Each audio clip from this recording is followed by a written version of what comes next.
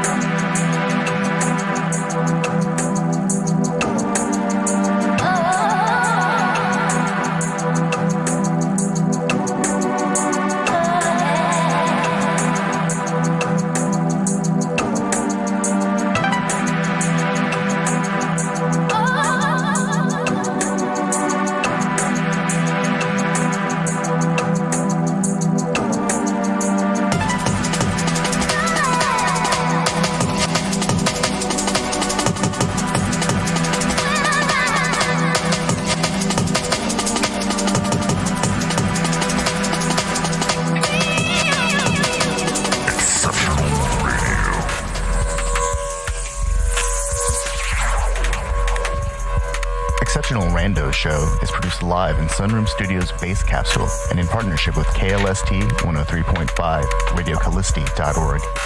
Remember to catch our Exceptional Randos live stream on YouTube every Sunday between 2 and 4 p.m. Eastern Standard Time.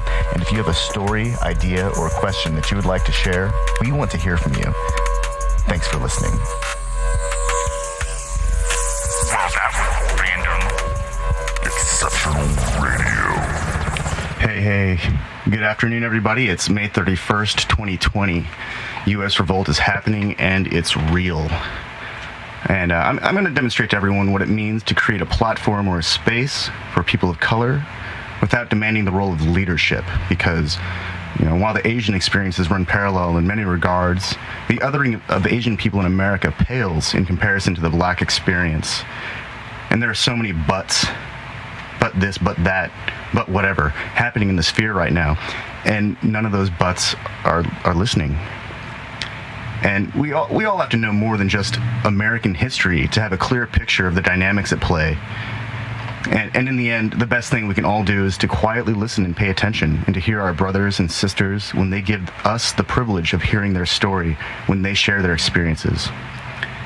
I read a lot, and I've seen a lot of statements made by white people that are telling Black communities how to community. And so let this sink in.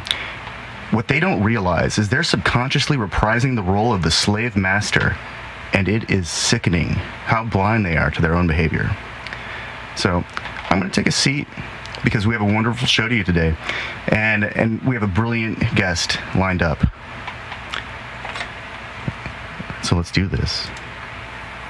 So our guest today is a friend who I've known since I was a teenager, and I've grown to respect this person's intelligence. Not to say that I didn't before, but in that he has worked to become a subject matter expert in sustainable development, and has been working for the last few years in various aspects, whether it is on the ground or in academia, to come up with ideas for sustainable development and economic theory that can be applied and tested. So without further ado, I want to introduce Rashid Oyele, soon to be Dr. Rashid, Dr. Oyele, who is a dear friend, but also one of the most intelligent people on the planet. And I don't say that lightly, in that sometimes you meet people where you're like, you have wisdom and vision beyond the capacity for what one human in one lifetime can experience. And sometimes you have to recognize when these people have lessons you need to learn. So that's why I wanted to bring Rashid on, Dr. Rashid, to explain his perspective, where he came from as an individual, and how he came to where he is now as to why he wanted to be in sustainable development. And obviously with the actions and incidents of this past week, as a Black man and a person of color, how his experience has brought him this far and how he has survived. I think people need to understand, when you're a hunted demographic, we need to ask these people, how did you survive and how did you get this far? And give them an opportunity to tell their story. So without further ado, Dr. Oyele, please, let's hear your voice, sir. Y'all motherfuckers. First of all, I'm still writing the proposal for my PhD, so don't go doctoring me too soon. I'm just getting started. I'm just talking about the future that will be. I'm speaking it into existence, because people will doubt you and I will not. Hey man, I can really appreciate that. Thank you so much for having me on the show. I'm really excited to have a conversation with you. It's been a while since the three of us have been around and speaking our truth. I have to start by actually maybe coming out to you again. I'm gonna make myself vulnerable already, and I'm gonna ask that you all call me by neutral gender pronouns. They and theirs. The last couple of years, been struggling with some discomfort when I hear myself referred to as him and he. It's not something that I meant to make a focus or a part of the conversation, but I feel like maybe it's that's so I can feel comfortable. You know? That's not a problem. Not a problem at all. How was that? So in that context, well, maybe that's a great place to start. I think that is a great place. What was it like growing up, trying to understand yourself in a society that tried to tell you what you were? Because like, I don't know your experience from mine, so I can only assume from my perspective, as someone who is cisgendered as a male, in that even that, that's a whole different level of identity, in which I've always struggled with the notion of lumping together sexual preference and gender identity, because it's not that those people don't need to be protected. It's that when you have uneducated people who can't understand the difference between gender identity and sexual preference,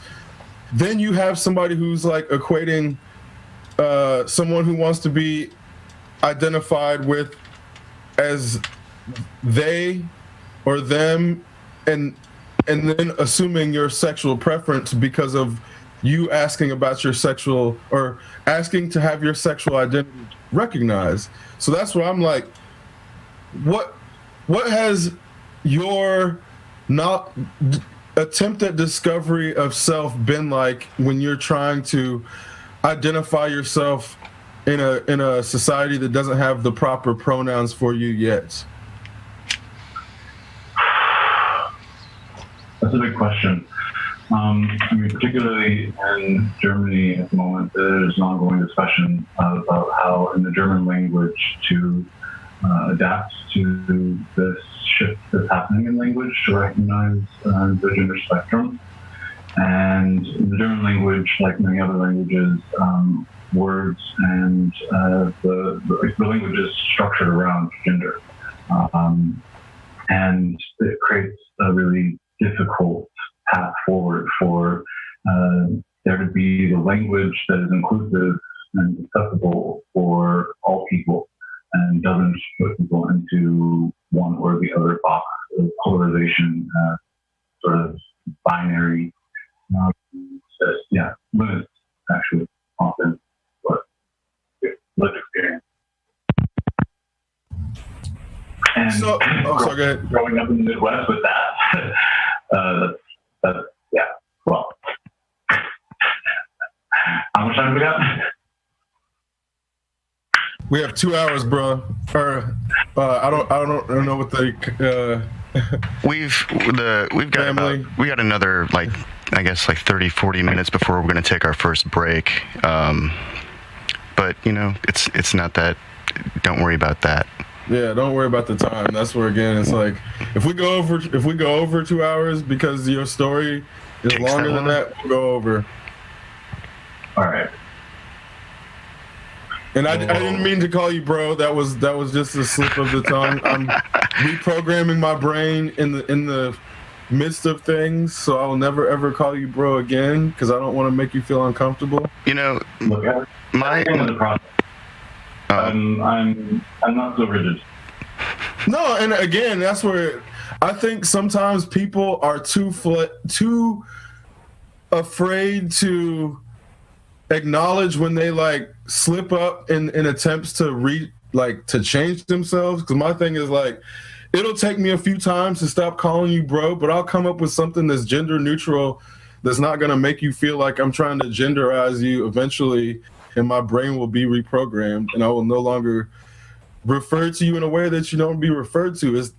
It's a process, but it's that simple. And when somebody wants to have their person respected, you have to change yourself to respect that person if you don't want them to feel uncomfortable in that. I try to,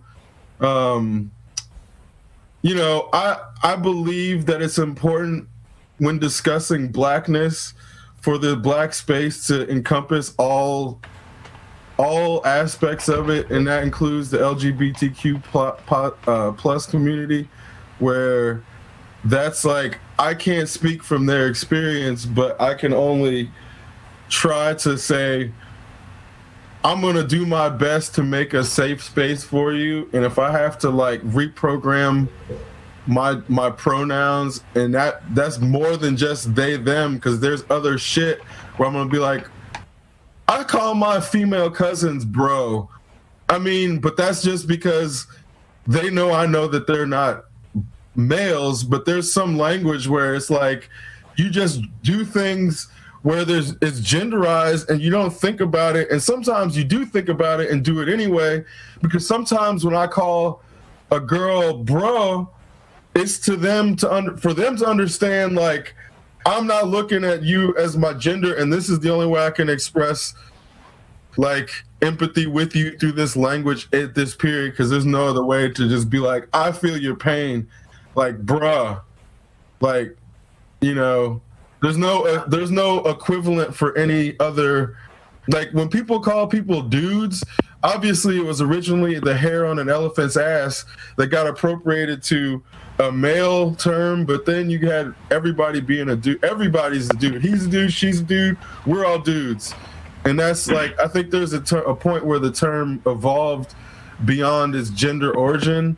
So we also need to allow language to evolve to be like, yeah, it may have had a patriarchal or male-oriented origin, but now we're all dudes.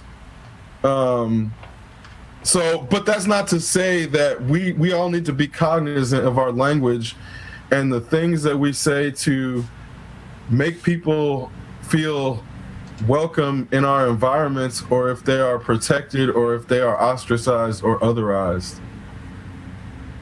Look, like, I really appreciate everything that you all are saying, and I think that there's something about language that I have to appreciate.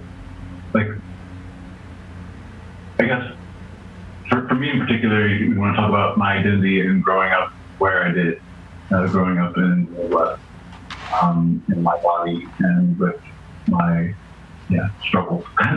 I learned early, like, I had to be able to code switch. I had to be able to speak different languages, different groups of people, to be able to survive and get by. And, you know, I didn't really think of it that way in my, like, early development. But I instinctively knew or recognized that there were certain places where certain behaviors and certain attitudes and gestures or ways of being were allowed where they weren't. And I think that's something that everyone struggles with, and not enough people have the opportunity, I think, to reflect on actually what it is that they represent in the world and how representation has been cast upon them without their consent. And it's still something that I myself am struggling with and haven't really got the language to talk about as well and comfortably as I'd like to. So, I mean, yeah, like, as much as you're going to make the efforts to not call me bro or dude, also know that I'm making an effort to, like, not be hurt by those things. think that, I was gonna say, I think that's one of the steps that a lot of people have to take with the older generation, in that they have a lot more programming to work through than the younger people, just by default of having more time in that condition. And that's why, like with my father, for example, there's a lot of things where I will get frustrated with him for not seeing my perspective as a young person.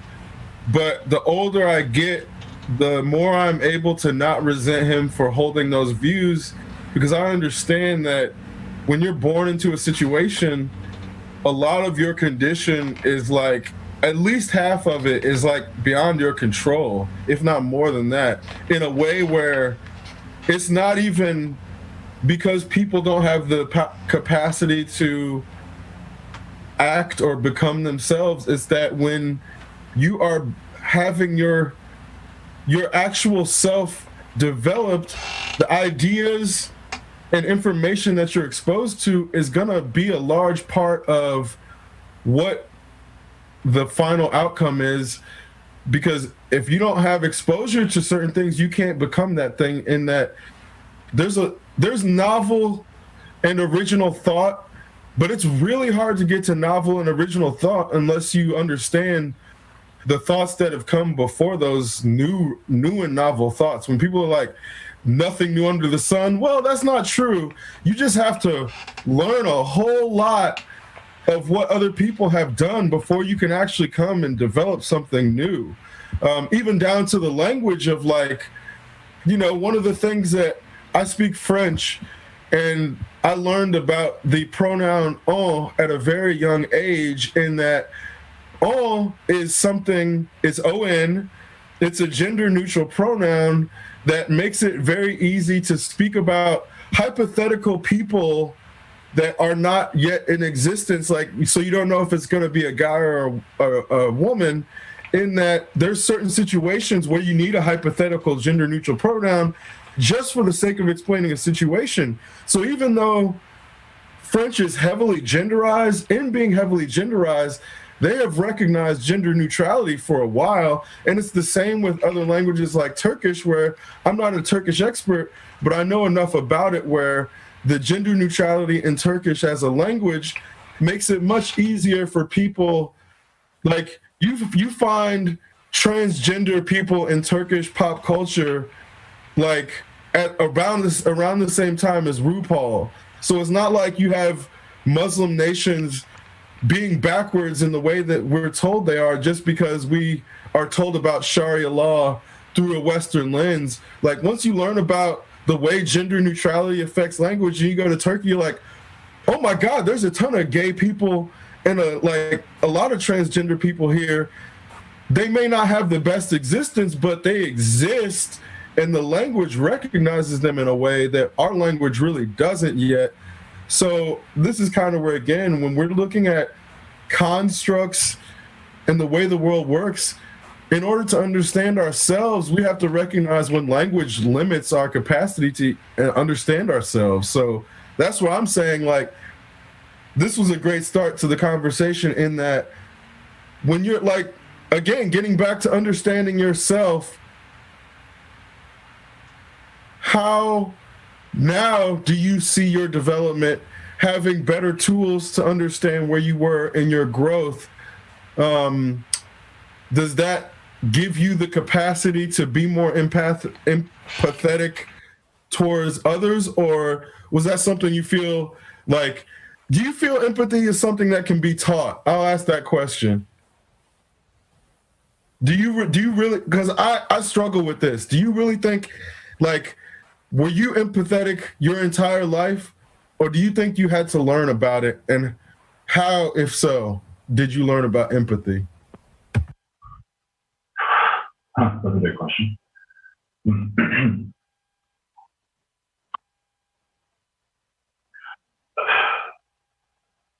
How to approach it. I remember one of the first times that I experienced what it means to be driving while black. Rashid was kind enough to return me and a friend of mine home to Bloomington from a barbecue up in Indianapolis in Carmel. And we were passing through a town whose name that I will not mention because it's a horrible place. And it has a storied history of being a horrible place. And, it was bright out. It was like, 9 or so in the morning on a Sunday. And we got pulled over. And, Rashid had to surrender his license. And they asked me for my license as well. And then our friend who was sitting in the back, who's actually part Mexican, but, he's a white dude. The police officer turned to him and said, "Are you all right, son? Have they done anything to you?" And it was in that moment that I realized, oh my God, this is exactly like the opposite of everything that I've ever been told about how about how getting pulled over works. And I saw, I saw the look on your face as they treated you like you were nothing, and it broke my heart.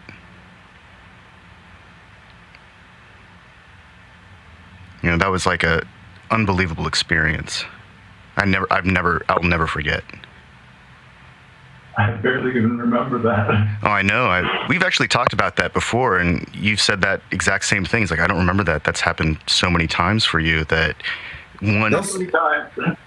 I assumed that Rashid was going to be like, I probably don't remember, because that shit happens to us so frequently, even as people working on our doctor or, working on becoming doctors. I'm sure shit still happens to Rashid that we just have to be like, oh yeah, this happened like 3 months ago. Every week.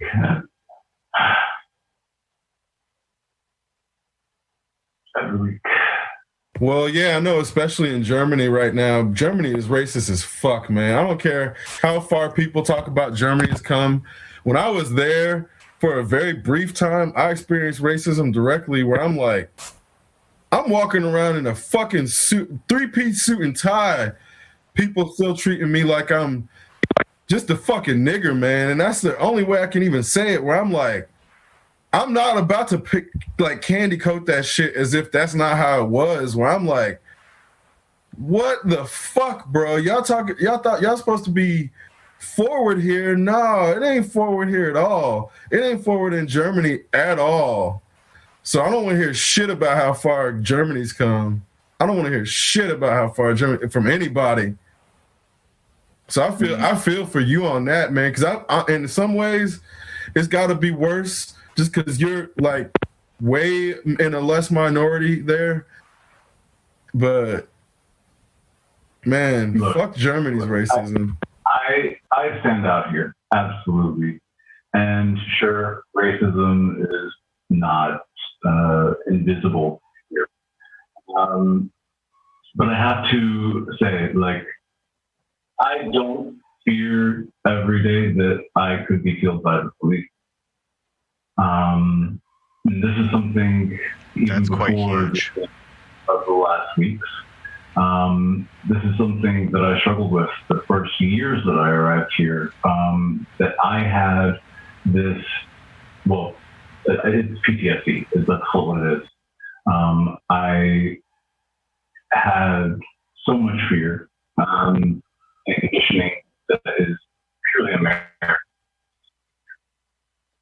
I mean, not only do you have this happening in America, but the set of scripts and roles and opportunities that were set out for me were pretty clear. And it's been a very difficult struggle trying to unlearn those. The internalized suppression that I carry with me is probably the most damning of all of the experiences that I've had. I think every single person has to decolonize their mind, whether they're the blackest person on the planet or the whitest person or the most, left-wing, anti-fascist, everybody has to decolonize their mind at some point, whether it's for not hating yourself or for getting back in touch with your traditions from where you came from. Shit like that, man. Everybody has to decolonize to some degree. And everybody should struggle with that. It's not something that should be easy for anybody. Everybody should struggle with it, in that our history, our math, the way our financial economic theories, all of the things that we have been taught, have been put in a place to create a caste system and a hierarchy in which males of a certain color are at the top and women rank lowest, and then the non-binary people are invisibles. They have a name for those people in other caste systems. We just don't have a name for them here. The women are at the lowest part, but there's invisibles. And Native Americans, they're invisibles because we never bring them in the conversation because of the way colonialism has created a caste system in our language. Again, when we talk about police brutality and we don't regularly discuss the Native Americans, that's because they're in the invisible caste. And that's kind of, again, we don't adopt the caste system nomenclature in American society, because then we would really start to see the invisibles, and our language tries to make them invisible and occlude them as if invisibles only exist in India because India is the backwards ass country, as if we're not a fucking developing nation right now. U.S. is developing nation status right now as we have this conversation. There's no other way to describe this nation except for developing nation status. So the whole reason they want to make us think of India when we talk about the invisible caste is because that's our nomenclature colonizing our mindset into making us not see those fucking unprotected peoples that are the second-class citizens. I think you just described the neoliberal hegemony, like, pretty perfectly. We're not post-colonial. We're still colonial. We're still, in a lot of regards, feudal. And it's. Can I just point out the fact that it's ironic here that calling America a developing country as an act is in itself defamatory. And what does that say about the language that we use, about the power structures that we have instilled and undergirds around the globe? And I thought about that while I was saying it, but there's like no other way to describe it because the language structure has been so defined in English that that's the only way to describe it at this point. If we're supposed to say like, there's no way to say it without being racist towards white males, honestly. We could call it an imagined history. Do you think that's a thing? Do you think that's a thing? You can be racist towards white males? No, it's true, but I'm not trying to lighten up on them. It's more so I'm trying not to let my language drift into their mannerisms of blaming a specific demographic, knowing that it's a specific demographic's fault, with the understanding that I'm sorry. I'm not going to edit myself. Well, it's not that making a straight white dude feel uncomfortable by saying address his identity, because that's not why I'm editing them. Like, I get and I completely agree, and I'm not editing myself for that reason. I'm editing myself for the simple fact that when you can be edited, other people can distort your language, so I'm not going to say anything that's going to allow people to ever edit me down to a quip that will make me look like I hate white people or that I'm calling for violence against white men. Because in the privacy of my own home, I'll say some shit, but on if it's recorded or on air, like, I'm not going to ever allow myself to be put in a position where my words can be turned into something that I did not intend. And that's like the danger Why of do these I white feel like that's supremacists. something that white folks generally aren't held to? Because they're not, but you and I are held to a different standard, and I'll play their games, but I'll be better at their games than them. And in the meantime, I'm doing other shit that is not visible. So again, it's like, people underestimate the capacity for us to influence the generation that will build in the ashes from what is being burned now. I don't. I know there's kids going to be listening to this today. There's kids going to be listening to this shit tomorrow, next week, next month.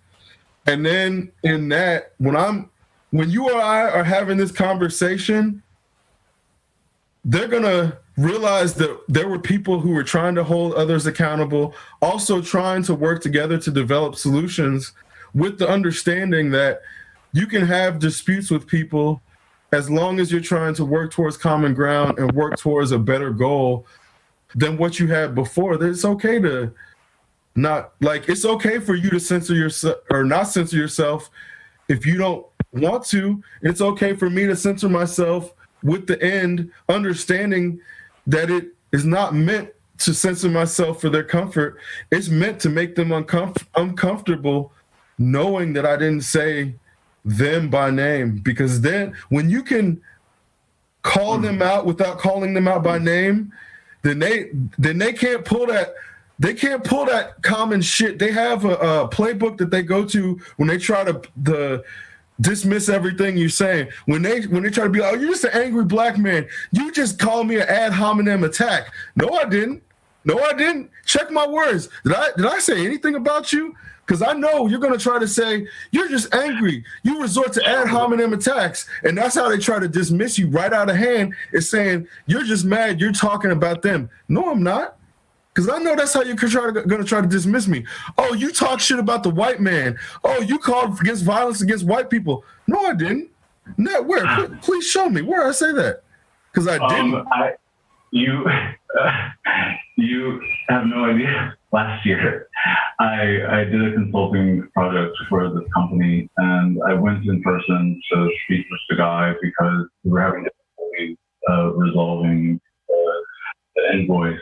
And when I went to speak with him in person, he basically was pulling some power play bullshit on me, and was trying to say we never agreed on anything, even though I had an email our agreement of what my daily rate was going to be and how we were going to move forward. And I very calmly explained to him what had happened, and I said to him, let's just handle this person to person.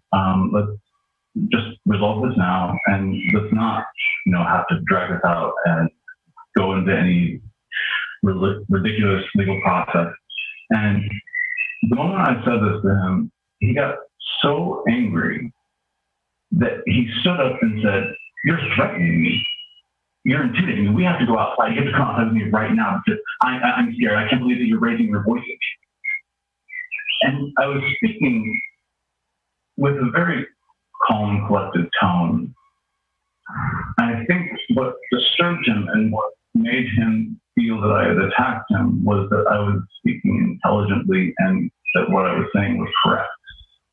So he used that to make me an attacker, and he called the police.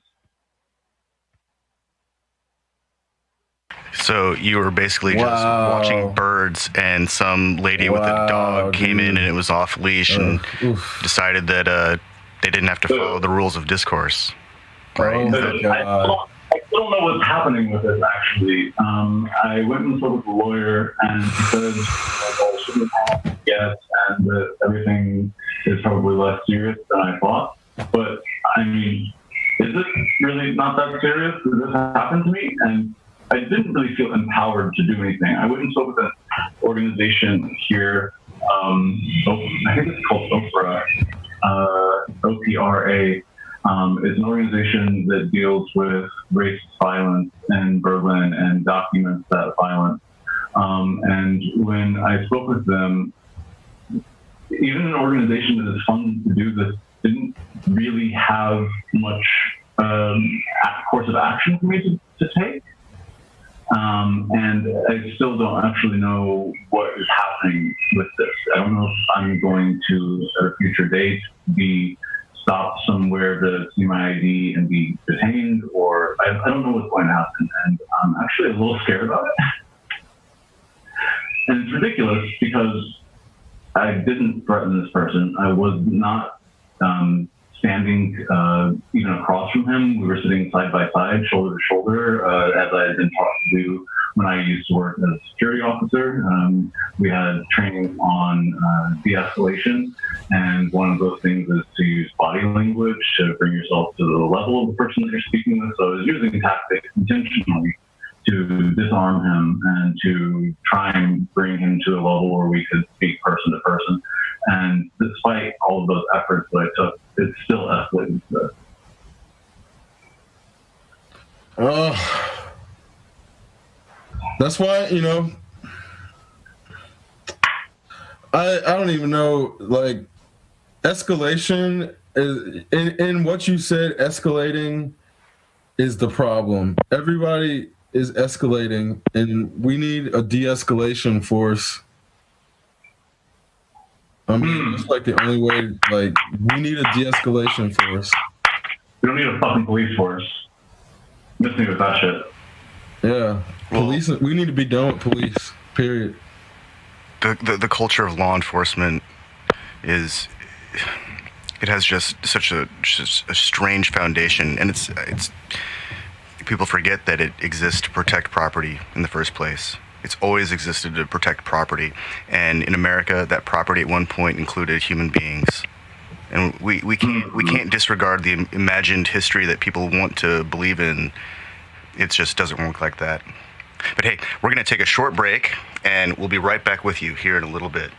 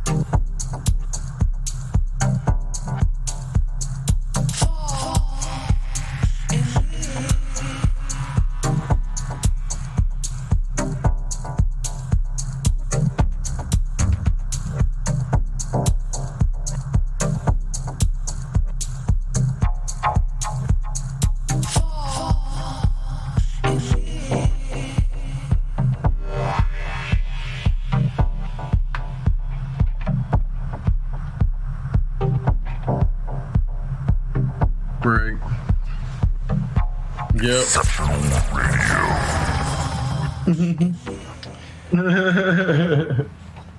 And we're back.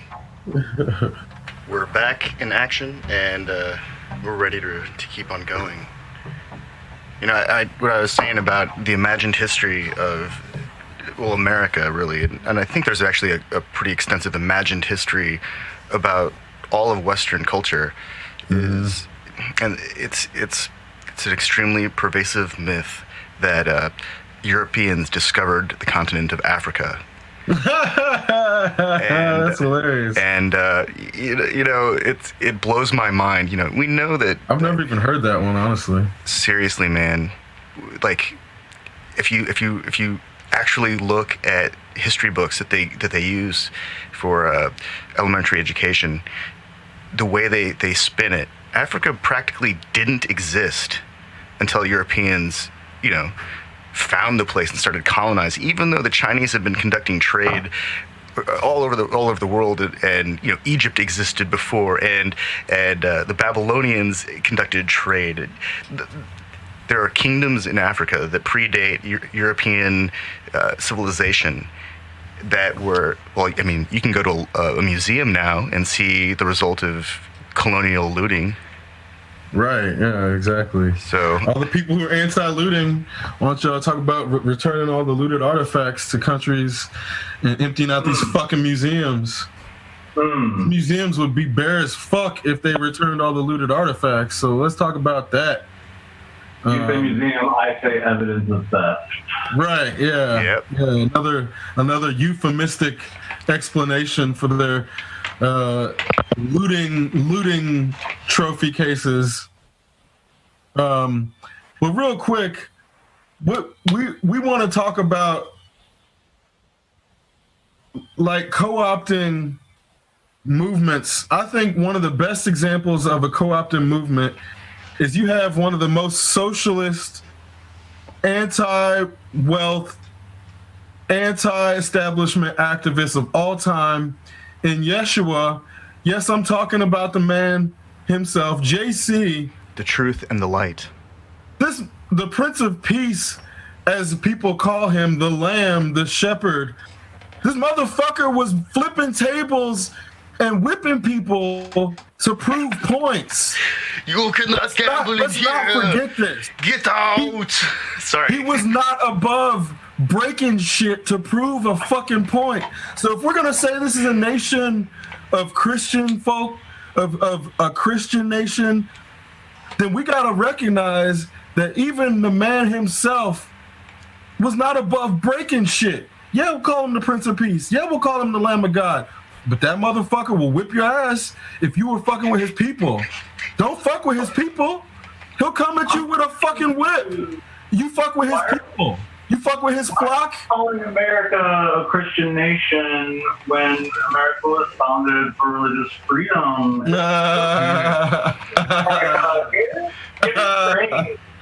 Well, if you listen to any practically everyone on the street or read the internet, they all describe this place as a Christian nation. So regardless of what it has been written down, I think at some point we have to acknowledge what the people on the ground are saying. And I think that's actually the problem, is that there are a lot of people on the ground that no one's listening to. Sorry.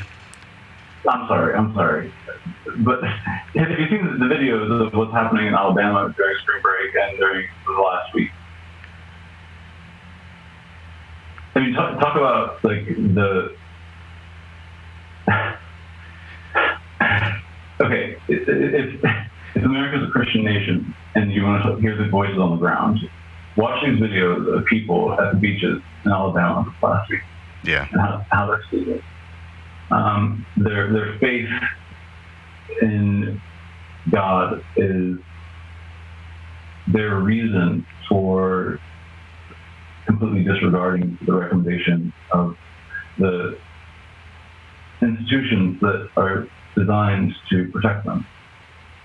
Yep. And then at the same time, at the other side of their mouth, they're saying, well, why are those people coming up against institutions designed to protect them? We don't understand. Same breath, same week. it's as if the people who were protesting when they were saying their masks were oppression and that the tyrannical police state was coming, joining up to stop looting, all of a sudden don't believe in the conspiracy theory of a tyrannical police state oppressing people anymore. And now they want to be on the side of law and order suddenly, when the people who are unlawful are of a certain shade or a certain persuasion, we shall call it. Thugs, you mean? The thugs? The thugs. Oh, are you talking about the cops? No, those are counter protesters. Oh wait, the thugs or the cops? Oh wait. Oh, who's the thug? The cop? It's all so confusing, isn't it? Yeah. Because when people say thug, all I think of all these jackbooted fucking pigs out here attacking people. Those are the thugs we're talking about, right? The thugs? Yeah. Yeah, when counter protesters show up wearing body armor and riot gear and spraying tear gas and shooting rubber bullets at peaceful protesters, and then claiming that the protests are not peaceful, one of our listeners pointed out that organized protesters are finding locations where there are pallets of bricks being laid out, and these aren't part of the organization. These are showing up in areas right off the, 1 block down behind the protest. And this is being wielded by members of the media and pundits and talking heads and the people who like to insert their butt into the dialogue. I mean, these are the people who are telling protesters how to protest and communities how to community. And my imagination is that these are counterterrorism measures. Yep, that's exactly right. And what ends up happening is, in the same way that the counterterrorism is not just in the militarization of the physical response, the information response is also being disinformation campaigns that go along with it also are being. We knew before all this shit played out that they had been using social media to monitor black activists a couple years ago. So they had asserted that black activists were more of a problem in this country than white supremacy, to the tune of white supremacy only being deemed as a terrorist organization this year. So it's kind of like, obviously. Well, let's talk about who the they that you're speaking. I'm talking about the national security director that came out today and said he doesn't see any proof of white supremacy in law enforcement. That's the they I'm talking about. Today the motherfucker came out and said, or I don't know if he said it yesterday or in the news cycle just hit up today, but the motherfucker said, I don't see any proof of white supremacy in law enforcement agencies across America. Guess what? Motherfuckers ain't gonna stop burning when you say shit like that. When you say shit like that, that dude is trying to antagonize people into burning more shit. Louisville or Nashville City Hall was on fire last night. They set fire to City Hall in Nashville, Tennessee. And I have every expectation that it won't be the last place to catch on fire. This is a jobs program, y'all. This is a jobs program we helping out America with. All this shit is like a fucking dirty-ass, decrepit forest that needed to have the shrubs burned down. So we have this new jobs program brought to y'all by black people to rebuild America. First of all, I'm not convinced that the majority of this violence is coming from people of color. It's not. I'm just saying that. I'm being facetious. Well, there's not. I love the power of your colorful language, but I don't want people to forget. No, the people that are bringing weapons to the peaceful protest, it's called Boogaloo. The movement is called Boogaloo. They co-opted another aspect of a culture that wasn't theirs, and then decided to associate that with tactical gear wearing armed people who just don't approve of government overreach and want to protect the Constitution. They view themselves as constitutionalist. But when you dig deeper, there's a very, I can't say it's a dark side to it, because it's a very white side to it that is entrenched in white supremacy and white nationalism. I see you good there.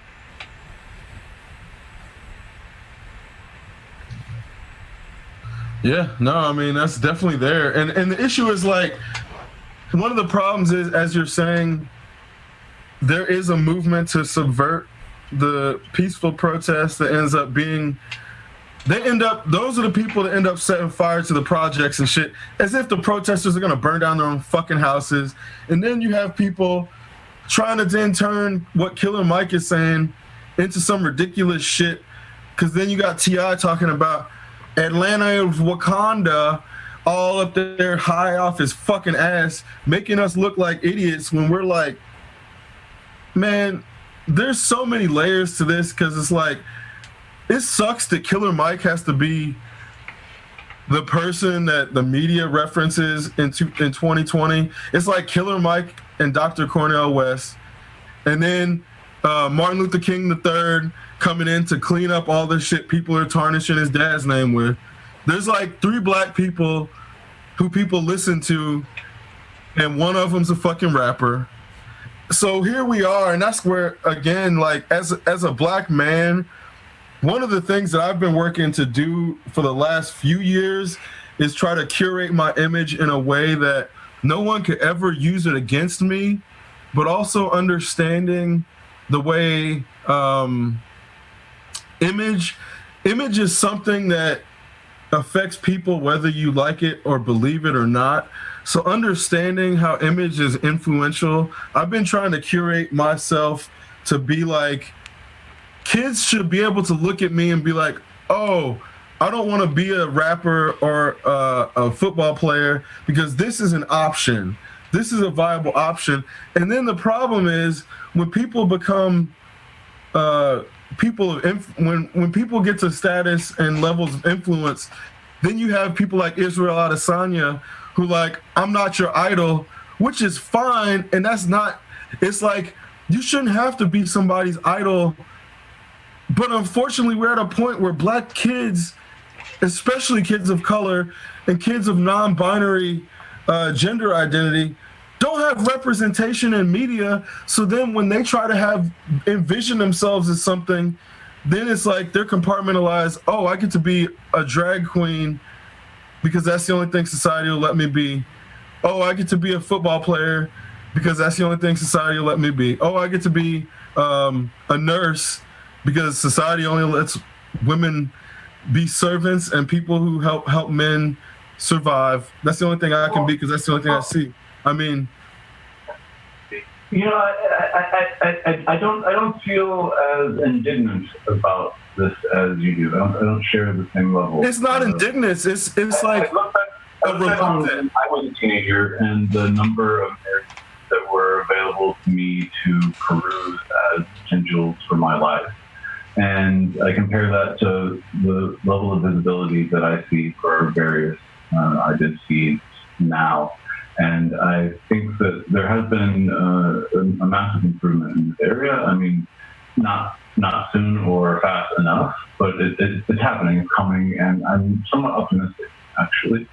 So I have to sort of counter you there, and try and be hopeful with something. Well, I don't want you to think that I'm being negative in that. Of course, we've come a long way, but I don't know if you realized that they were trying to come out with non-binary characters in Marvel, but they were written by a white man. There was like an LGBT person of color involved, but the main person pushing the characters was a white man. So that's what I'm like. On the one hand, it's like, yeah, we come a long way, but I'm of the mind that we can never be content if we are expecting to keep moving forward.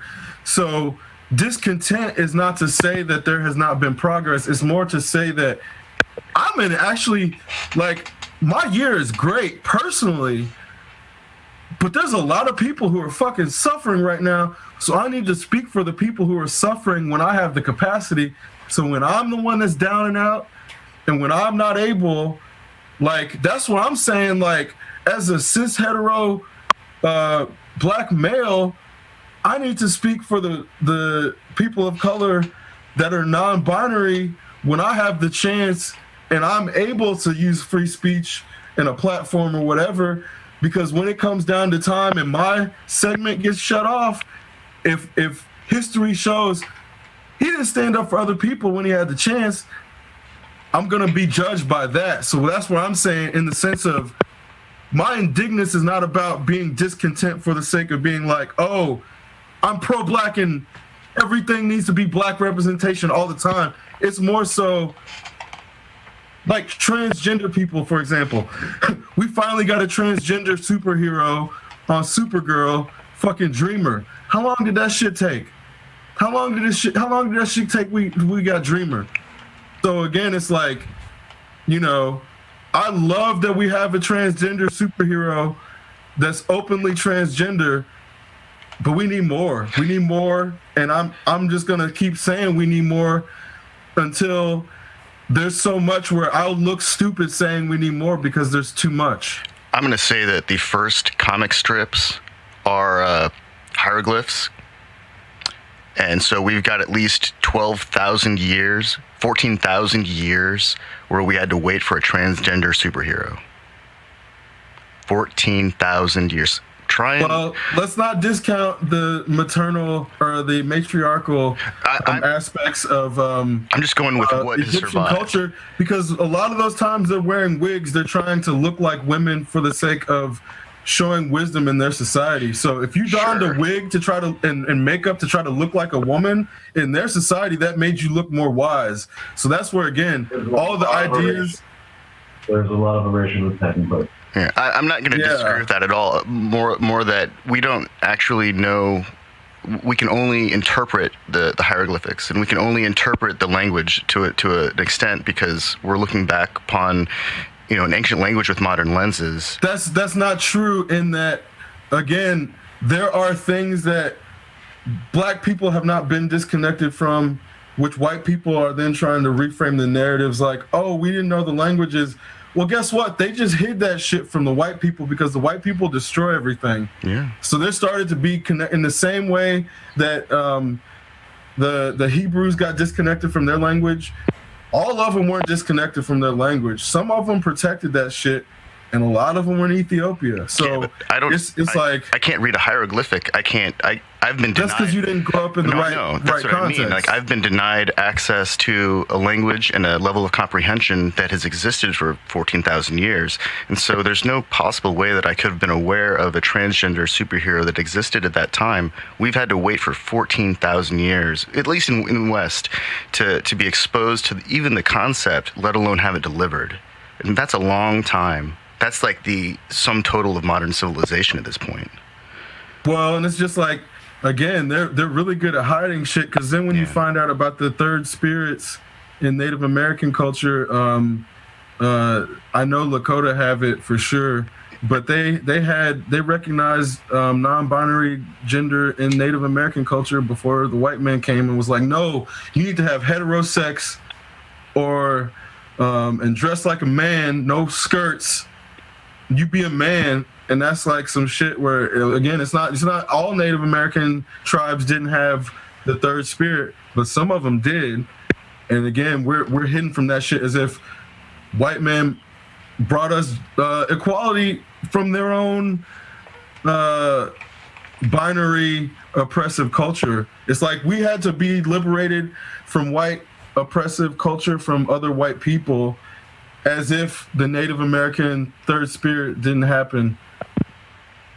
exist already. And that's why I'm saying there's like so many layers to it, in the sense of like white saviorism, in the same way that, like, what the fuck am I gonna ask Joe Biden to save me from cops for? How am I, as a black man, gonna ask this 70 whatever year old white man to come in and fix this problem that's been affecting me since I was born and my great grandfather before me, since before I was born. I'm supposed to ask a white man to solve this shit for me? That's why I get so like weirded out when people try to be like, vote this away, when I'm like, what the fuck am I supposed to do for the summer? Wait. What the fuck am I supposed to do it for the summer until the vote happens? Survive till November. Like my voting in the future is gonna help me survive until November? Of course I'm gonna vote, but that shit ain't gonna help me until then. So that's where, when I'm saying there's a lot of ways that we can affect change, and one of the reasons I like to have this type of forum and have it public, recorded, but also not just about what I think, is because I'm saying I know how my perspective is and what I think we could do to solve it. What does Rashid think? What does Dr. Oyele think about? What happens when we stop burning shit, or when shit stops burning? Not to say we are burning shit. When shit stops burning, what does 2021 look like to you, Dr. Oyele, in the future? What is a better future? You can't give me this title yet. It's inappropriate. No. I do that because, as I said, when you speak things into existence, there's a level. There's a level of, because you haven't gotten your program recognition or become ABD or developed your thesis necessarily and had it accepted. Me calling you doctor is not a denigration of the office or degree. It's more so this whole discussion started with language. When you speak things into existence, that's how they fucking manifest. So I'm saying, I'm seeing the Dr. Oyele, I'm talking to the Dr. Oyele in the future. I'm asking that doctor, and I'm asking you to channel that doctor, even though you're not there yet. So please understand that. I can appreciate that, and I think I can work with it. So, what I'm hoping will evolve out of my PhD work, my research, will actually be some evidence for the potentiality of shared ownership, cooperative ownership, steward ownership of the organization that we live our lives for and in.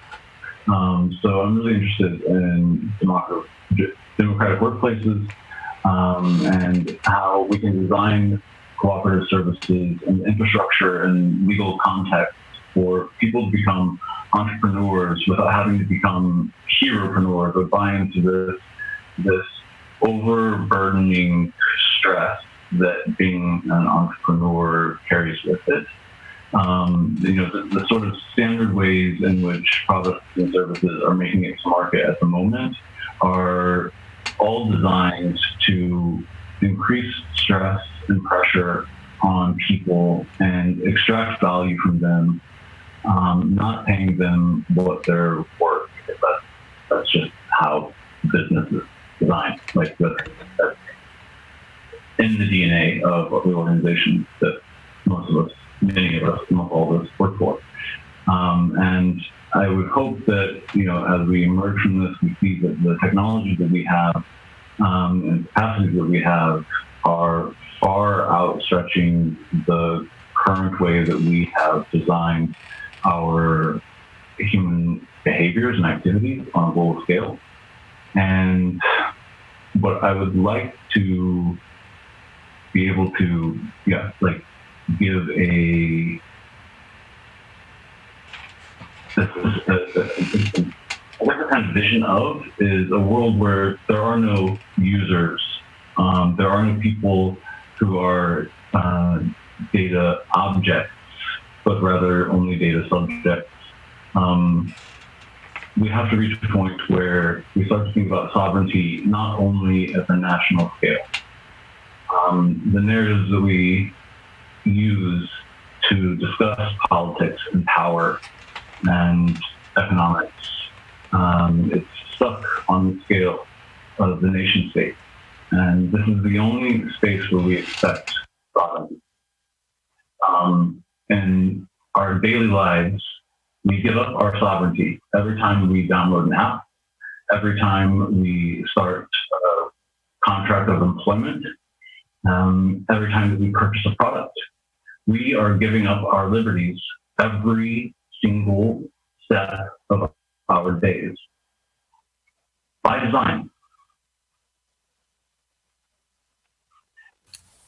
I mean, yeah, I think that's a fantastic place to approach in that, you know, one of the things I've seen evolve is we're kind of moving obviously past nation states in a way that our language is not capable of handling once again. So in a post-nation state world, do you see digital tribalism or neo-tribalism and digital sovereignty as tribes or individuals becoming something that should be recognized by like an international body? Or do you think it is better served as being a more abstract concept? Because I guess my like one of the paradoxes I have learned from Qigong Bruce Lee is that if you have a system and you seek recognition or authority, then by seeking recognition or authority, you are by default letting your system be limited by that authority's definitions of that system. So in that pure abstract concept, that's why ownership of that system is so important. So that's again, why who owns and who makes decisions about that.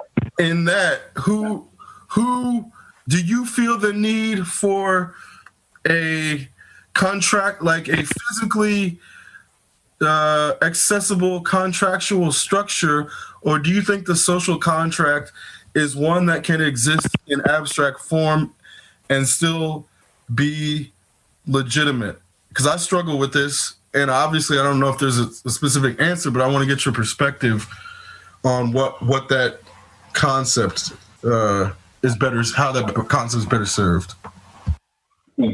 Okay, so in regard to social contracts and the sort of differentiation between expressly stated and, I guess, implied social contracts, I guess there's a need for both and maybe other.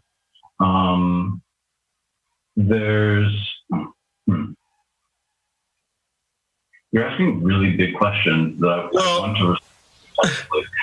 I'm glad when I ask a question and somebody has to stop and go, then that means I'm asking the right question. I don't want people to have like shit that they can just fire off their canned answers to.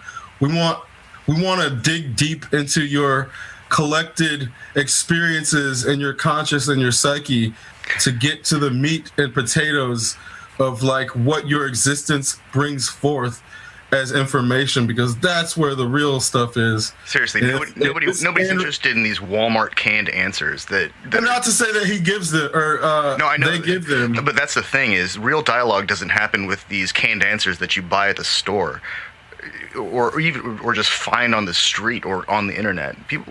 We need a dialogue that is meaningful, that listens and is contributing to a more complex dialogue and understanding. We're trying to reach understanding with these things.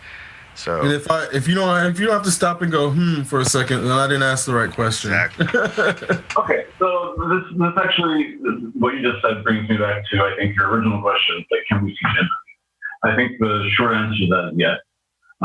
There's, I think, still an opportunity to continue exploring why. There are some researchers that are looking at how do we teach character skills. There's an organization in Cincinnati, which I always space on the name of this organization, but they have put together a sort of curriculum for young people, and they're looking at how they start to teach these individuals qualities like resilience and gratitude and etc. There's some other researchers who, I think it's like Angela Duckworth. She's doing research on grit and how we can teach young people grit.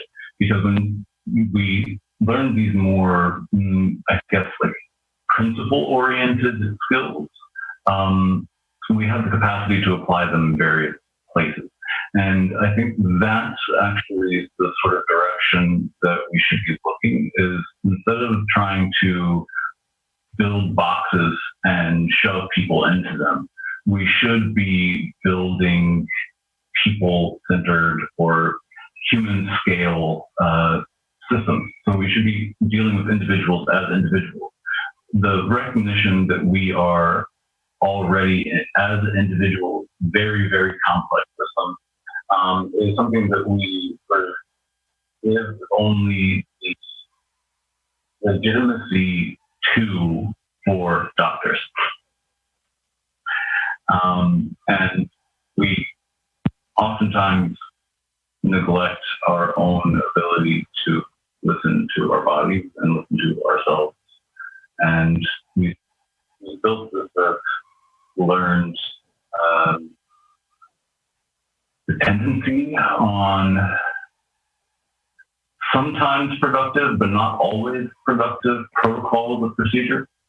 And I think that if people were involved in evaluating how value and worth and governance and statecraft are designed at a scale that they can experience it, at the workplace and organizations, institutions that they live through, with, for, then we're going to be cooking with gas. At the moment, we're cooking with fossil fuels and cutting down the rainforest so we can commodify everything. So you can keep doing that, or we can start making more locally appropriate decisions and finding ways to empower people and include them. I can't wait until we're cooking with the sun. Cooking with the sun, baby. Right? Just gotta harness that solar energy. I don't even know how many megawatts of energy is emitted by our sun, but it's there and it's free. We just gotta. So much of our human capacity is misguided and misdirected. It's really disappointing to see that we could solve poverty with the amount of money that we're spending on building a space force. Right. Well, what's funny about this is like what you're alluding to. When I so quickly jump to talk about the reframing of things like Egyptian culture, when I'm like they worship, or when I'm not, when people are like they worship the sun, we cannot discount the possibility that they had a technologically advanced culture that was very much harnessing the sun and capturing energy in ways that we're not being told in Western culture, down to one of the things that is discussed about the Pyramidion at the top of the Great Pyramid of Giza is that potentially the Pyramidion was lit up and you could see it for like hundreds of miles beyond the pyramid. So it's like, that's where it's like notions of the way we see, oh, this is big ass tomb. Like, no, it might have actually been a power generator, but then you're told, oh, it was aliens that built it. No, they were just fucking smarter than us. But it's like, we can't have these narratives because then you allow for brown and black excellence in a way that then would allow for black technologists and black scientists and black people to do things that aren't just around basketball and fucking football, which is why I have to admit, I don't know all of the narrative that you're pointing to. Because they're hidden from you. You probably didn't know the pyramid used to be covered in metal, did you? What? The pyramid used to be covered in metal and it was stripped over time. So the way it looks now is nothing like it used to look. It was stripped of metal. It was covered in like reflective metal. And it had a thing called a pyramidion at the top, which is like an eye of a pyramid. And supposedly in lore, that thing was shiny, but there used to be a pyramidion that was on the top regardless or not. It's not there anymore because the thing has been looted. So now what we have is like a stripped bare version of what it used to be. So that's where it's like the pyramid didn't look like a stone structure when it was at its like pinnacle. It was like a shiny fucking thing. Are you pointing to the decimation of the artifact, or are you alluding to some potential capacities that it may have served that we don't know about? I'm talking about how the actual historical record of the artifacts that existed get distorted into the narrative that we have today that makes it into an ancient alien mystery instead of alluding to the actual historical context of that culture. So then people are like trying to figure out like what the fuck was it instead of actually just acknowledging that the structure existed. So it's like, forget what it was used for. The fact that they had a pyramid covered in metal is fucking amazing. But the idea is like that technology is so far beyond what we've been told about their culture that then it's like, oh, was it a power battery because it was for aliens? Like, forget all that.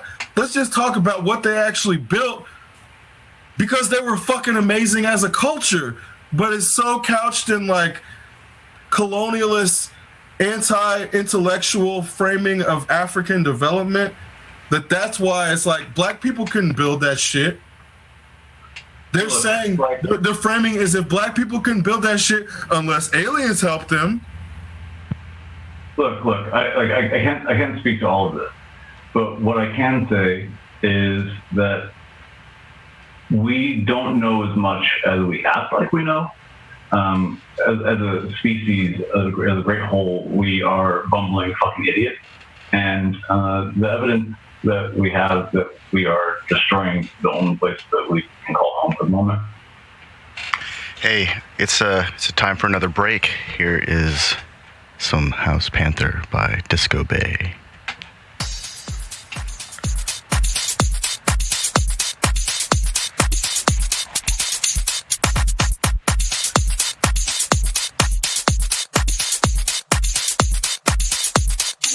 This is what makes me house music.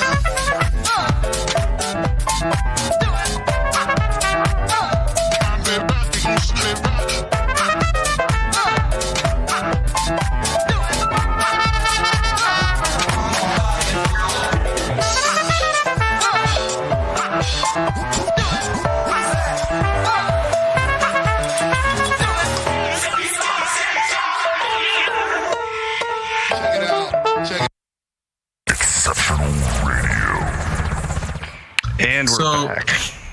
So just to like clarify, it was like partially metal and partially limestone as the exterior.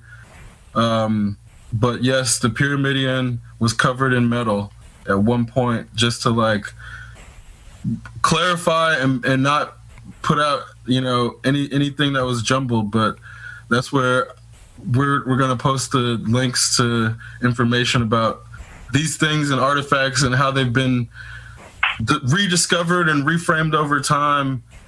And the gold leaf Pyramidion is part of things that are not really shown in the sense of when we're shown historical things as like the old seven wonders of the world, to get an idea of older cultures, it's to always keep them in the past and their capacity to produce anything of importance in the past in a colonized language and history. So I think that's why it's important to be like, yeah, we haven't heard about a lot of this stuff except through the lens of, if anybody's heard about it, it's probably through the Ancient Aliens lens, because this shit does not get talked about in mainstream teaching. It's not that academia doesn't discuss it. It's that when these things are taught, they are taught through a very colonized lens. So it's like, it's like almost like discussing myth or lore when we're talking about our own history in the West, because we've had such disconnect from it that it's, you go to China, they're not going to have any question about what happened 3,000 years ago. But in the West, they'll act like they don't fucking know what happened 200 years ago in China. So it's some weird shit. Yeah, I'm not going to say that there's not a lot of valuable mental gymnastics there. But what I'm really interested in is not focusing on the past anymore. I really want to step away from that. As someone who's experienced a lot of trauma in the past, I find myself, even if it's working against me, always trying to move forward. And I think it's a more useful exercise for us to think about where we're going than to argue about where we've been, because none of us have enough information to accurately represent the past in a way that is significant enough for me to get like my feathers in a tizzy about. So what I'm more interested in, I guess, is trying to engage people in intelligent ways and compassionate ways in imagining the future. And of course, part of that is being informed about the past. That is absolutely necessary. But I don't want to fight about the past. I think everyone's experienced the past from their own lens, and there are many different histories. So trying to align to one history, I think, is a mistake. And I think that it sort of degrades the value of complexity and the sort of desire that we have to simplify everything is really not serving us in the way that it perhaps once did. And it's time to stop doing that. No, I mean, we've discussed in the past the notion of superposition in the universe, in that two viewpoints can be valid and appear to be contradictory from a third viewpoint. So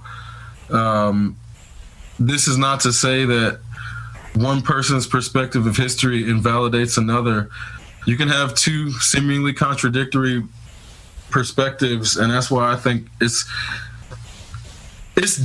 important to look at history, but it's also dangerous to think that you understand history without having all the information. And that's why when I was trying to frame that, it's in the context of saying, yes, there has been iconoclasm and destruction of historical records by the West, but in some cases they have like written historical records that go back like 4,000 years, and the West just frames it as if they don't.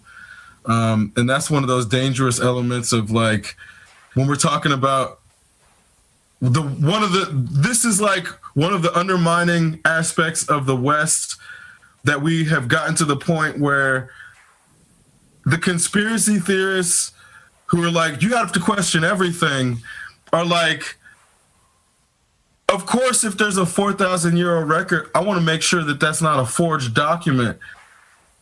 And I want to make sure that if there's a 4,000-year-old written history, that there's no break in that written history if we're going to say this is an unbroken line of written history.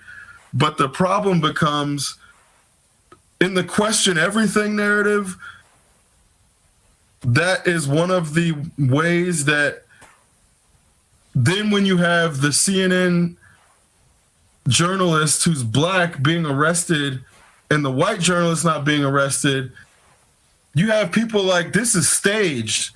And I'm sitting here like, are you kidding me right now? Like, we're in the middle of basically a country acknowledging its racist, systematic racist police force, a black journalist being arrested, and you have people saying that this is being staged. Not just one or two people. There's a large number of people out there saying that that black journalist getting arrested was staged by CNN for stoking this race war. That is a real narrative in America right now. So what I'm saying is, there's a danger of like, this is why it's dangerous to like ignore history, but you're not saying to ignore history, so I'm not trying to make it seem like you're saying that. But one has to like constantly be wary of the historical context, because you don't know how long these fuckers have been influencing the language that you're using. And it's like, it's a mind fuck as to be like, you know, this past week, one of my relatives, thank God he did, and I thank good or whatever, thank Zod. It's like he sent me a book called The Miseducation of the Negro, where I'm like, I've been working on this, but I'm not gonna not read it. The book is like, I don't know how old, but it's like dealing with the same problems that we have to deal with today. It's over 100 years old. So I'm like, these problems have been ingrained in our language much longer than our grandparents were able to deal with, our great-grandparents were able to deal with. So it'd be hubris of me to think that I could decolonize my mind in like 2 years. So it's like this weird thing of like, I'm a futurist. I am a self-described futurist. Most of the shit that I deal with concerning my thought process is trying to figure out like what's like 24 or 39 gonna be like. But I have to understand what 1439 was like if I really want to be able to make projections next year, let alone that far into the future. So that's kind of where I'm like, the human hubris that has led our educational approach has led us away from a lot of things that would allow us to have better empathetic viewpoints, but also to dwell less on the past out of necessity, in that a lot of my feeling of discussing or even analyzing the past is out of the necessity of trying to move forward without retreading something that has been attempted or discussed or theorized before, in that there's a lot of shit that's been tried. Huh. I think that's interesting. So I want to stop you and try and pick up a couple of points that you dropped or that you left. What you're saying now,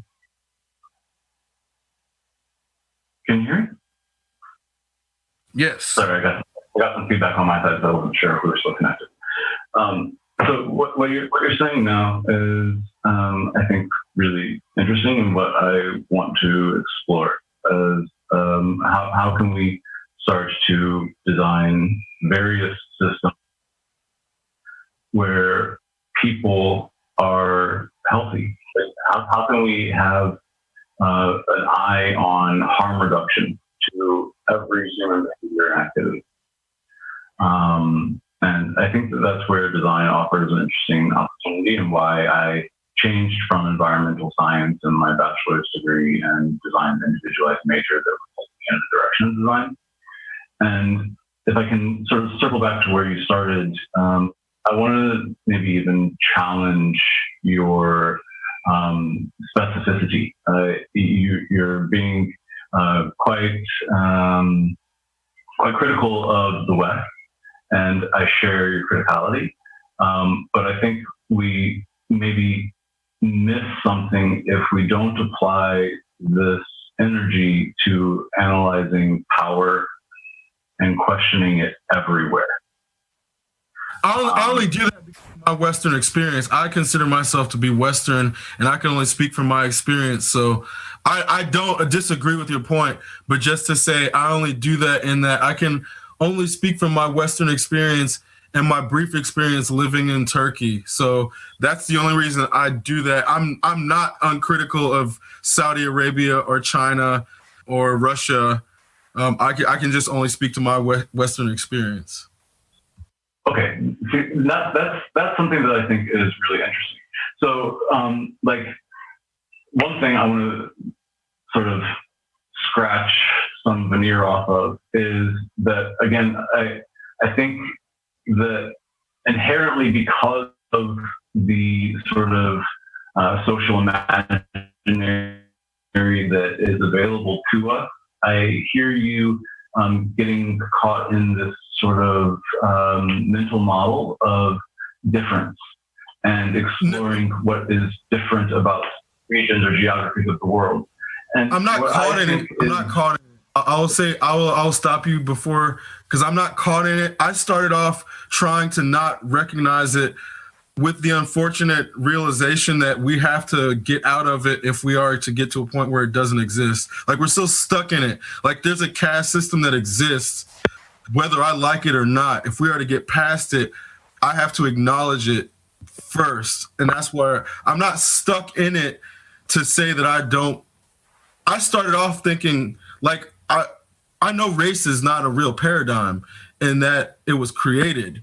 It's just that in order to get out of racism as a paradigm and race, you have to acknowledge that you're in it and how we got there to get out of it. That's where, again, I say a lot of things where I know it sounds a certain way, but that's where I'm like, no, please understand. I don't actually believe, like, I know race is not genetically viable. It's not actually a real thing genetically. I know that. So don't think that I believe in race.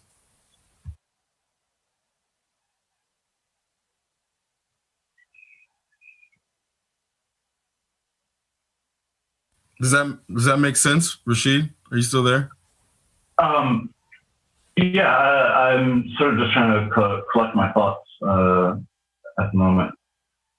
There's no rush. We are in control of the radio waves. We produce the show. This is an internet-based program that isn't really relying on a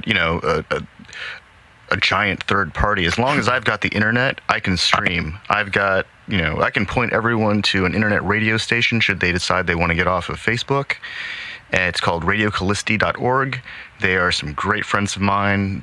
We've been partnered with them for several months now, since I think like just around the beginning of 2020, and they've been really gracious in giving our platform another way to reach people. That's the end of my plug.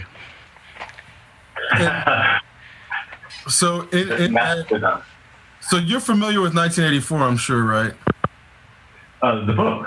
Yes. Yeah. So you're familiar with the concept of doublespeak, right? Yeah. So what I'm getting at is if their mindset is completely framed in double, you have to be able to deconstruct that doublespeak in doublespeak if we're ever to have a conversation that's non-doublespeak, unfortunately. And that's like one of the harsh realizations I've come to as an adult, to try to communicate better. In the privacy of my own home, we don't have to use that double speak. I'm going to take that as an invitation. Yes. Yeah, That's of absolutely an course. invitation. Yeah. Absolutely. And part of that is one of the reasons that I wanted to have you on the show specifically is because I know we've been in the car together as teenagers trying to live our lives and be happy and content with the fight or flight mechanism in the back of our minds and in the back of our hearts, constantly worry. But your perspective is slightly different than mine. So I want to hear it and hear how you got, okay, here's a great question. Who is the person that made you decide to want to go down the path that you're on now in pursuing the career that you're in that I know that there was an inborn decision, but somebody probably made you feel empowered to go down this path. Who is that person and what did they do to make you feel empowered to go down this path? There are dozens of people. That's not a fair question. No, there's a moment. There's a moment when you decided to go down this, like when you decided I'm going to be like, when you were like, not just when you decided you were going to become in a civil engineer in sustainable civil engineering, when you decide like, whoa. Okay, I don't have a degree in civil engineering. I have a Master of Fine Arts in transdisciplinary design.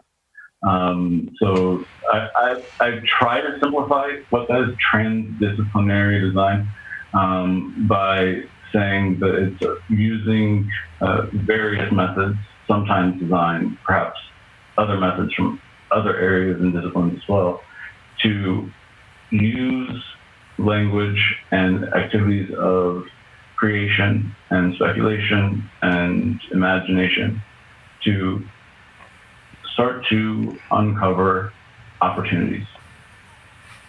And I guess align on preferred outcomes. If I try to apply this, and I'm going to answer your question also now that I've got the person in mind. When I think about how we can apply this, I think that it matters to start to think about at what scale we're talking. So when I was coming back to your what you were saying, Chris, I wasn't attacking you for believing in race or not.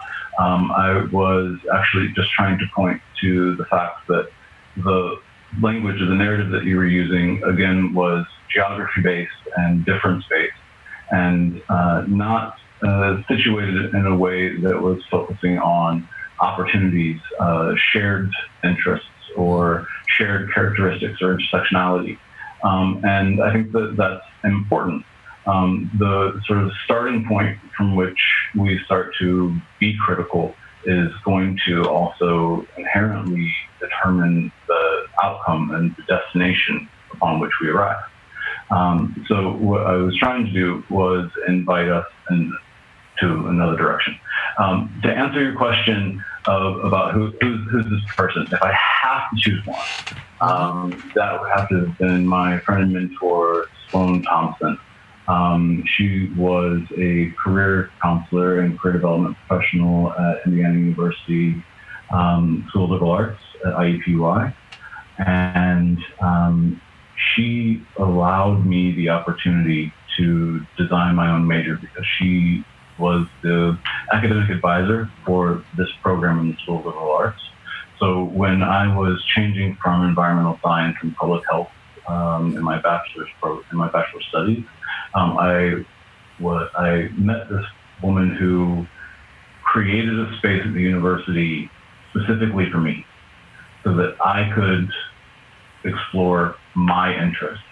And it was a real privilege to be able to do that because I was able to combine courses that would not have otherwise been offered together to create a unique course of study, a unique sort of area of exploration, which led me to having the ability to go to New York and study in this experimental art and design program.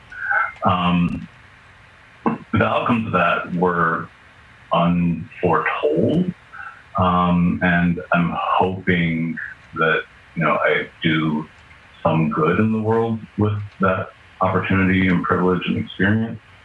And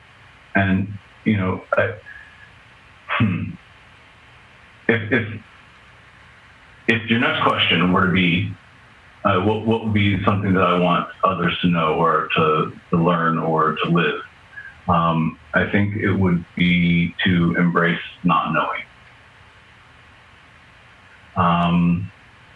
That often in the the search for certitude, we overlook many other plausible answers or solutions or opportunities. And the more flexible sort of approach to a variety of understandings about what's possible could make the world that we want available to us.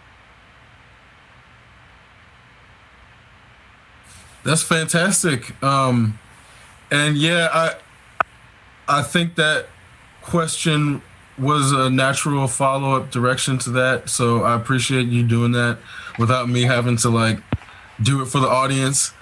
But then on top of that, the whole reason I wanted to ask you to focus on a specific person is because I definitely understand that there were dozens and dozens of people. But when you described how she empowered you, I remember thinking immediately, I had almost the exact same experience in my first master's program at IU in a different school. But that's where I'm looking at the common denominator among empowering people seems to be not the only one, but one of the very major ones seems to be creating a safe space for people. Just at the core, if we're looking at lowest common denominators, there's so much to creating a safe space that seems to be an important element of fostering growth. Like you look at a seed, if that seed is in a harsh environment, unless it's a weed, it's not usually going to grow. Most things need a safe environment for it to grow. So that's where looking at what you've learned and how that informs your development in applying it into your field, do you think that there is something, I'll say obviously no, there's no one size fits all, but let's say in a post-nationalist 2 generations, 3 generations from now, how do you see, what does a parent do to ensure, where is the balance in your mind between protecting a child from the real world and teaching them about historical context to give them empathy? Where do you see, or how do you see that line being drawn? Is it a balance between more local homeschooling, or is it an accelerated social development program? If you could create a program to foster a child's mind in let's say you had 5 classes that a kid had to take just to say, if they took these classes over the course of 6 years and they can only take these classes, but they're just going to learn more in those things. Let's say obviously math is one of them, but what would you teach a child now as an adult, knowing what you know, to try to get to the place that you want society to be? And I don't mean to limit it to classes. You can take it in a more abstract direction, but that basic premise of I know what you just said, but I need more. Okay, yeah. Concept. I got you. Okay, go ahead. I got you. I can do this. I can do this. I'm really lucky because when I was a teenager, I read a book called The Teenage Liberation Handbook. And it's a book that is written with the intent of empowering young people to take their own education into their own hands. And to really quickly answer your question, I think there are programs that exist that are pretty good examples of, I think, what you're alluding to. Like if you look at the Fulbright Scholars Program, for example, it's one that brings individuals from one geographic location and takes them to another and gives them cross-cultural experiences. And this is a program that is based on this sort of narrative that I've been trying to be critical of in our conversation. And it's had some pretty interesting results. I'm sure that they've documented them. You can look at their website and I'm sure find some stuff there. A colleague of mine, the one that I followed to Germany, is part of that program and really impressive person, as well as other people that were in my master's program that were part of the Fulbright program. So there are examples of programs that have been successful in achieving some of the things that I think that you are highlighting. If I were to choose 5 courses for young people to learn, I guess I would just actually say it's not about a specific topic. I wouldn't even say that they need to learn math. I would say that a better pedagogical approach might be to encourage an individual to take 5 courses and to learn about themselves and their relationship to these theories and these disciplines, these topics, and formulate their own positionality on the world and create their own value and way of interacting with other people and building relationships and valuing the complexity that is inherent in us that we haven't been able to create the space in our systems for in the past. So again, I think that's a fantastic way to approach it, to reduce the residual pedagogical baggage that all of us have to deal with, obviously. Because this, what you're talking about is actually more of a Montessori style approach. My sister went to Montessori school. Thank you. Another great case study. What's up? That's another great case study. Exactly. Yeah. So that's, seeing how kids can not work in one environment and then thrive in another. I definitely understand your response to that question and not wanting to have a pedagogical restriction be the limitation to that child. So in that, I guess in saying Well, I have a question for you guys, actually. Yeah, go for it. So, you're asking me about this program. I'm curious to know from both of your perspectives, because you are heterosexual men. What are you thinking in your own life, actually, about having families? About having families? I am in a long-term relationship. I've been in a relationship with the same woman for approaching 6.5 years now.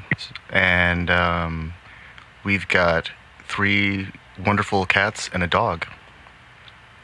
And that's kind of it.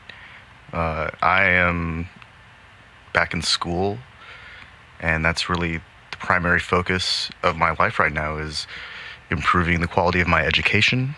And for the longest time, that's really that hasn't been the focus of my life. And I'm finally at a place where I can be honest with myself about what I want and where I see myself and what I think is reasonable for me to achieve. And I have found somebody who is similar in their outlook. And so I feel like I'm pretty lucky in that regard. But children aren't really a part of that equation. Yeah. So in that same vein, I know, okay, a long time ago, I decided, I looked at the way that we are restricted in the number of hours per day. And I decided it's like either family or self-improvement for the sake of society, being a freedom fighter. And I chose this one as a freedom fighter, understanding that when you choose that path, you can't be both and have a family, with understanding that you can be stripped away from your family and that's not fair to them. So like yesterday, for example, I had to save a chipmunk from the jaws of my neighbor's cat. Like, it sounds innocuous, but I'm like sworn to protect the animals in my territory, in my neighborhood. Like, people don't understand what that shit means anymore, where it's like, I will fight a hawk for a chipmunk, but I will make sure that hawk can fly away because I'm not here to disrespect my surroundings. And what that means is, if you have to be ever vigilant for your surroundings, then that takes away from your capacity to be hyper vigilant for your progeny, like for your offspring. So that's kind of where, when you're a parent, I understand when people don't want shit to burn if they have kids. But the whole reason I'm okay with shit burning is because I already decided I'm not gonna have kids. So I'm like, yeah, let's burn shit down. Like, obviously avoid the kids and like properties of people that didn't do anything wrong. I'm not like, and again, I'm not advocating for burning shit down. It's more so like the society that is on fire right now, the embers were there. The people who light it, it's almost irrelevant. We're on fucking stolen land, on the graves of our ancestors and other people's ancestors who died for some shit that is being exploited. So if it's burning, it's a whole lot bigger shit to me at play than like when people get to collect their insurance. Like, we're seeing generations of a nation's karma come to like a head. So that's where I'm like, to me, it's almost irrelevant if the agitators set the fires or not. The shit was like on the souls of people who have been exploited and wronged. And that's where I'm like, it's like what I'm seeing right now. I didn't want to raise a family in that shit in the first place, because I feel like I'd be like, this is no disrespect to people who have kids in this shit, but I felt like it was my duty to like clean this fucking place up before I ever thought about even remotely having a kid. So that's why I'm like, I'm not bringing a fucking life into this shit. I need to clean this shit up before I put that responsibility off on somebody else. You know, I think it's possible to dismantle the neoliberal hegemony without dismantling the family. I think that we can dismantle a lot of the systemic and institutional barriers that prevent people from actually approaching those inalienable rights, the life, liberty, and happiness, pursuit of happiness, without having to compromise our humanity. We don't have to. It's not about taking away freedoms. It's about taking away barriers and restrictions and providing access to resources and just providing access. We got to, like you are information. Dangerously socialist right now, Tian. Do you know me? I mean, really? I'll routinely call Marx a bitch because his views aren't even like, we're so far past Marx at this point. But it's not even, And the crazy part about Marx is like he didn't call for violence. Marx didn't call for no fucking violence, man. People like to misrepresent shit just for the sake of bullshit narratives where it's like, when people like to invoke Dr. Martin Luther King Jr., they never talk about the shit when he's saying riots are the language of the unheard. Like he's never quoted for that shit. So I'll never have a civil rights fucking fighter turned against me to try to dismiss my perspective, to be like, oh, what about MLK? What about Gandhi? Are you cherry picking probably if you're saying that shit anyway? So again, that's where it's like the agitators, they're real. Agent provocateurs, I seen them bitches in fucking Turkey. I know those bitches are real. So it's not that I don't believe in agent provocateurs. I know those motherfuckers are the ones that started the AutoZone fires, because you have peaceful protesters out here in America stopping the fucking agent provocateurs from setting shit on fire. Guess what? My mom is a small business owner in downtown Indianapolis, so I don't want them fucking burning down shit. So it's more so, it's not that I'm wanting people to burn down businesses. That's not what I'm saying at all. It's more so the place we're at in history, and for the sake of getting to a better and brighter future, we got to look at where we're at to be like, okay, this place is on fire. How do we put out that fire and make sure this fire never starts again?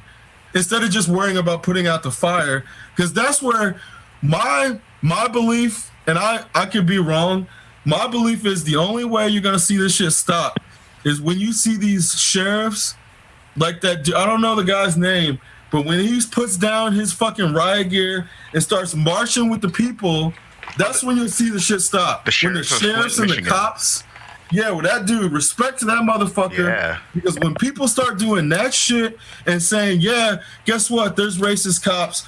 We're sorry. We don't want to be like them anymore. When they just make that acknowledgement and apology, you'll hear people start cheering those motherfuckers, because I'm cheering that motherfucker right now for doing the right thing, because there's too many cops not doing the right thing like that dude did. You don't know the right thing until you see it. It's like pornography. When I know it, I'll see it. But that dude did the right thing. I knew it when I saw it. That's what the right thing is in this situation. If we're going to get people to stop, those cops and those sheriffs and those law enforcement officers have to come forward and be the bigger man, be the bigger people, be the bigger they in this situation, and acknowledge their wrongs and stop getting us to try to beg for them to just acknowledge that they were wrong, because that's all people are doing right now. Wow. Does that answer your question about my family? Well, to be honest, I was wondering. It felt like you were both being rather diplomatic with your response. I was wondering if you were going to say that actually this world isn't one that you're prepared to bring children into.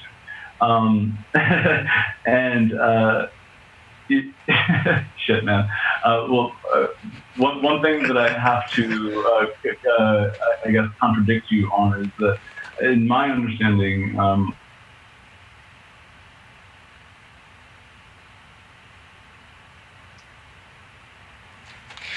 it looks like we're taking another break. We will be back with you here in a little bit.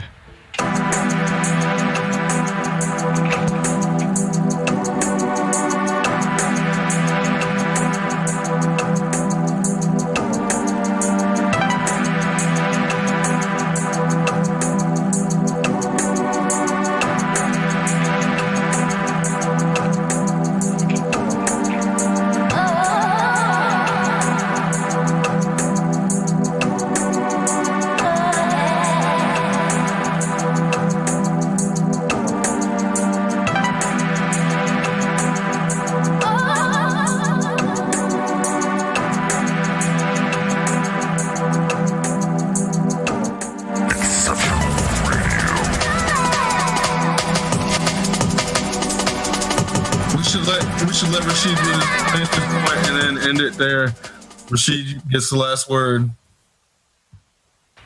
Rashid, you were saying? Okay. All right. Hello? Can you hear me? Yes. Yep. Final words with Rashid with the rebuttal, putting me in my place, telling me where I'm wrong for show. And then, I'm just kidding. And then wise words from Rashid to bless the world with your experience and from your knowledge base to help them get to a brighter place. What are those two things, sir? Or all right, I'm gonna try and keep it. I'm gonna try and keep it short and sweet, and no love lost. So the first point, in my understanding, Marx did actually acknowledge that violence and destruction of property might actually be the context in which another society would be born from. And closing remarks. What I would like to challenge people to envision is a future in which we're not spending our energy and time combating one another, but rather cooperating with one another and finding ways to build on the value and position of those around us, rather than trying to act like crabs in the barrel and pull one another down. I've been blessed in my life to have a lot of people who pushed me to the top of the fucking barrel, and you guys are definitely in that list. Sienna, I remember you teaching me how to tie a tie when I had my first girl job interview. Well, you know, I know how to do a few things. And Chris, I remember us having to chase down your phone one wild night down in Bloomington. That's a highlight of my upbringing. We'll skim on the details. We'll leave on the details. Yeah, we'll leave it at that. But you know what? Like, you guys have always made me feel like a fucking superhero. You are. I don't see myself that way. But you are. But of course you are. I love you. Of course you are. And I see what you're doing here. I like the randomness of your show. It allows you to cover a lot of interesting topics that can spark inspiration for various people. I hope I did some justice trying to say some smart things that I've come to believe in my life. I think that we're probably going to ask you to join us again sometime in the future. I think I would love that. I think that I would love that as well, if you did. Thank you again. Yeah. We love you. Everybody loves you. Everybody loves Rashid. Yeah. That should be its own thing. Hashtag everybody loves Rashid. Hugs. Exceptional Randos Show is produced live in Sunroom Studios Base Capsule and in partnership with KLST 103.5, RadioCallisti.org. Remember to catch our Exceptional Randos live stream on YouTube every Sunday between 2 and 4 p.m. Eastern Standard Time. And if you have a story, idea, or question that you would like to share, we want to hear from you. Thanks for listening.